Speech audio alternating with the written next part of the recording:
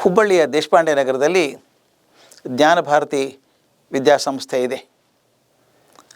ಎಷ್ಟು ವರ್ಷಗಳಿಂದ ಇದ್ದದ್ದು.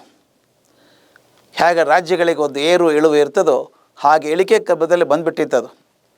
ಆದರೆ ಹೋದ ವರ್ಷದಿಂದ ನಮ್ಮ ಎಲ್ಲರಿಗೂ ಮಾರ್ಗದರ್ಶಿ ಆಗಿರುವಂಥ ರಾಜ್ಯಸಭಾ ಸದಸ್ಯೂ ಆಗಿರುವಂಥ ಡಾಕ್ಟರ್ ಸುಧಾಮೂರ್ತಿಯವರು ಆಸಕ್ತಿ ವಹಿಸಿ ತಾನು ಕಲಿತ ಶಾಲೆ ಇದು, ಅದನ್ನು ಬೆಳೆಸಬೇಕು ಅಂತ ಹಠದಿಂದ ತುಂಬ ಶ್ರಮ ವಹಿಸಿ ಮಾಡ್ತಾ ಇದ್ದಾರೆ. ಅವ್ರ ಜೊತೆಗೆ ನಾನು ಕೈ ಜೋಡಿಸಿದ್ದೇನೆ. ತಾವು ಹೋಗಿ ನೋಡಿದರೆ ಈಗ ಆ ಶಾಲೆ ಗುರುತು ಹತ್ತಲಾರ್ದಷ್ಟು ಬದಲಾಗಿದೆ. ಹೊಸ ಕಟ್ಟಡ ಬಂದಿದೆ, ಬಣ್ಣ ಬಂದಿದೆ, ಒಳಗಡೆ ಪೀಠೋಪಕರಣಗಳು ಪಾಠೋಪಕರಣಗಳು ಎಲ್ಲ ಬಂದಿದ್ದಾವೆ. ಮುಖ್ಯವಾಗಿ CBSE ಅಫಿಲಿಯೇಷನ್ ಕೂಡ ಆಯಿತು ಹೋದ ವರ್ಷ. ಈ ವರ್ಷ ಶಾಲೆ ಪೂರ್ತಿ ಸಜ್ಜಾಗಿ ನಿಂತಿದೆ ಹೊಸ ರೀತಿಯ ಶಿಕ್ಷಣವನ್ನು ಕೊಡೋದಕ್ಕೆ, ನಮ್ಮ ಸಂಸ್ಕೃತಿಯನ್ನು ಬಲಮಾಡುವಲ್ಲಿ ಇರುವಂಥ ಎಲ್ಲ ಚಟುವಟಿಕೆಗಳನ್ನು ಹಾಕೋದಕ್ಕೆ ಸಂಸ್ಥೆ ತಯಾರಾಗಿ ನಿಂತಿದೆ.